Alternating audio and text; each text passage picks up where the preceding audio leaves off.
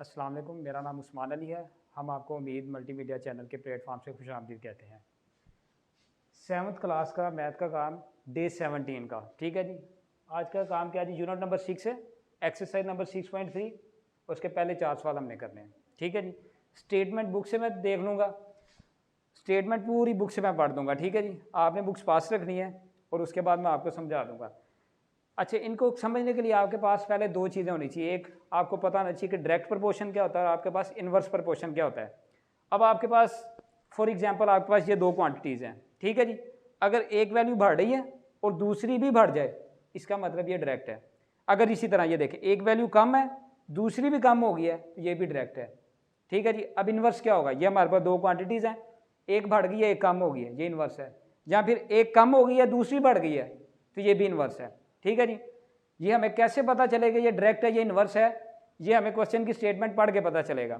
ये देखें जी, question number 1, if a man can weave 450 metre clothes in 6 hours, then how many metres of cloth can be weave in 14 hour. वो कहता है जी, एक आदमी, आपके पास दो चीज़ें हैं, एक तो कपड़े हैं और एक टाइम है, ठीक है जी। अब आपके पास कपड़ा कितना है जी, 450 मीटर, ठीक है जी। और आपके पास टाइम कितना है जी, 6 घंटे। एक आदमी 450 मीटर कपड़े को 6 घंटे में सुखाता है, ठीक है जी। अब वो 14 घंटे में कितने कपड़े सुखाएगा। अब हमें क्वेश्चन की स्टेटमेंट से पता चल गया है कि अगर वो 6 घंटे में 450 मीटर कपड़ों को सुखा रहा है तो 14 घंटे में बेसिकली ज़्यादा ही सुखाएगा, ठीक है जी। अब एक चीज़ बढ़ने से दूसरी भी बढ़ गई है, तो इसका मतलब ये डायरेक्ट प्रपोर्शन है। डायरेक्ट प्रपोर्शन के लिए आपने हमेशा दोनों एरो ऊपर की तरफ ही रखने हैं, ठीक है जी। अब देखिए, दोनों एरो ऊपर की तरफ लगाने का मतलब क्या है कि नीचे वाली वैल्यू को ऊपर लिखना है, ऊपर वाली को नीचे लिखना है। एरो नीचे से ऊपर है, देखें एक्स वाली वैल्यू ऊपर, ऊपर वाली नीचे। अब ये देखें 14, इस वैल्यू को ऊपर लिख देंगे, इसको नीचे लिख देंगे, ठीक है जी। अब इसके बाद सोल्व कैसे करेंगे, एक्स, अब देखें ये आपके पास डिवाइड में है तो दूसरी साइड पे जाके मल्टीप्लाई में, ये देखें इस वैल्यू को ऐसे लिखा है, ये जो डिवाइड में थी इधर आके मल्टीप्लाई होगा, ठीक है जी। अब इसकी आपने कटिंग कर लेनी है, 6 1 दा 6, 6 7 दा आपके पास क्या होता है 42, तो 3 कैरी चले जाएंगे 30, और 6 5 दा 30, तो आपके पास क्या बचा 14 मल्टीप्लाई बाय 75, इन दोनों को मल्टीप्लाई करके आपके पास 1050 आ जाएगा।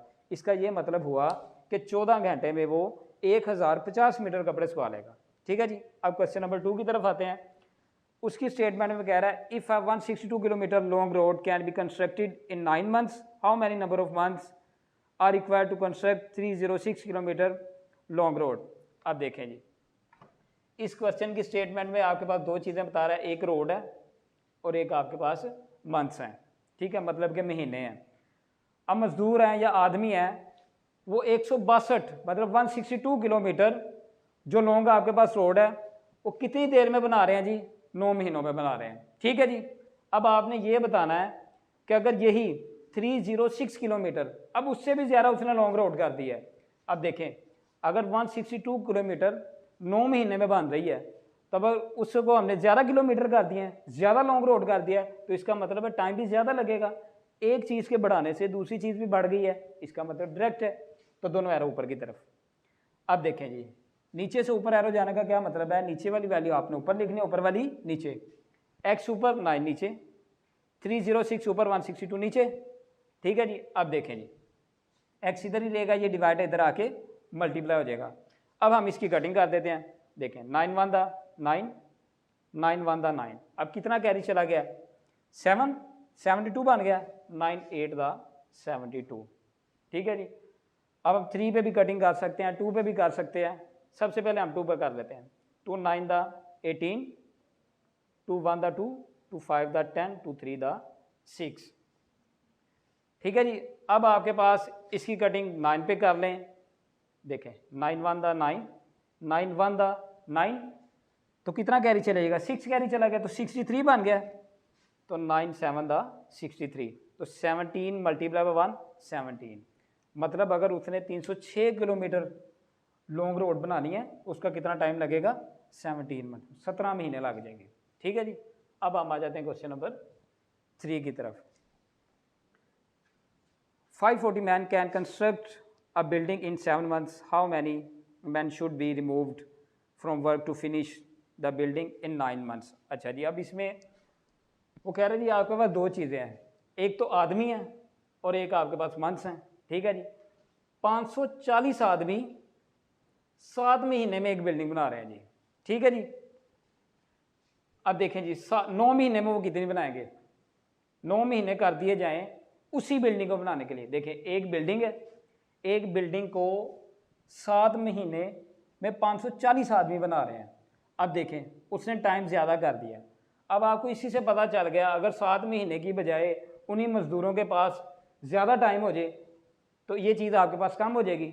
अब देखें ना, 9 महीने में बना रहा है, 7 महीने में 540 आदमी बना रहे हैं, तो वही काम अगर टाइम ज़्यादा दे दिया जाए तो आदमी आपके पास कम हो जाएंगे।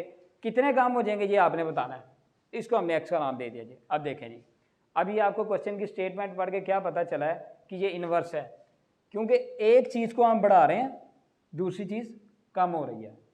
तो आपने इस चीज़ का ख्याल करना है कि जो एक्स वाला एरो है वो आपने ऊपर की तरफ ही लगाना है और इन्वर्स में दूसरा नीचे की तरफ लगाना है। नीचे से ऊपर एरो जाने का मैंने पहले 2 क्वेश्चन में भी ये मतलब बताया है कि नीचे वाली वैल्यू आपने ऊपर लिखनी, ऊपर वाली नीचे लिख देनी है।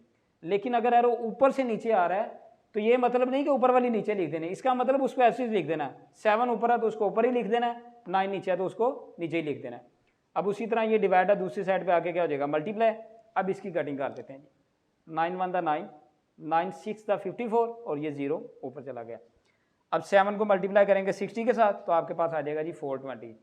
अब कितने आदमी जी कम हो जाएंगे तो आपको कैसे पता चलेगा, आपके पास जो टोटल आदमी है, जो आपके पास आदमी है दोनों को माइनस कर दें तो आपके पास कितने आदमी हैं जो कम हो गए जी, 120 आदमी कम हो गए हैं। ठीक है जी, अब हम आ जाते हैं क्वेश्चन नंबर 4 की तरफ।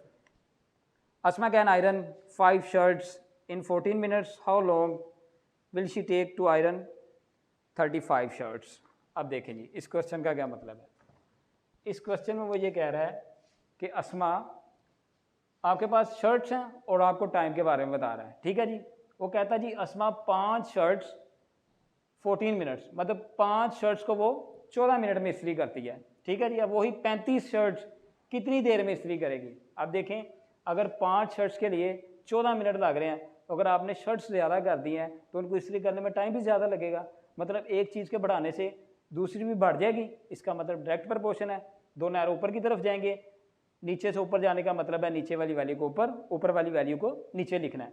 अब देखें जी x ऊपर 14 नीचे, 35 ऊपर 5 नीचे, उसी तरह ये इधर डिवाइड है, उधर जाके क्या हो जाएगा मल्टीप्लाई। अब देखें 5 1 द 5, 5 7 द 35। अब 7 मल्टीप्लाई बाय 14, 7 को 14 से मल्टीप्लाई करेंगे तो 98 आ गया। अब आपने टाइम बताना है, ये आपके पास कितने मिनट्स आ गए हैं, ये आपके पास आए हैं जी मिनट्स, 98 मिनट्स। तो 1 घंटे में कितने मिनट होते हैं, 60 मिनट होते हैं। इसका मतलब है 1 घंटे में तो 60 मिनट आ गए। ठीक है, अब जैसे ये 98 है ना, ये 60, आप इसको माइनस करें 8, 38 आ गए। इसका मतलब है 1 घंटा 1 आवर, बाकी आपके पास 38 मिनट्स बच गए। चलें जी, बस आपने टाइम ही बताना था तो वो हमने बता दिया।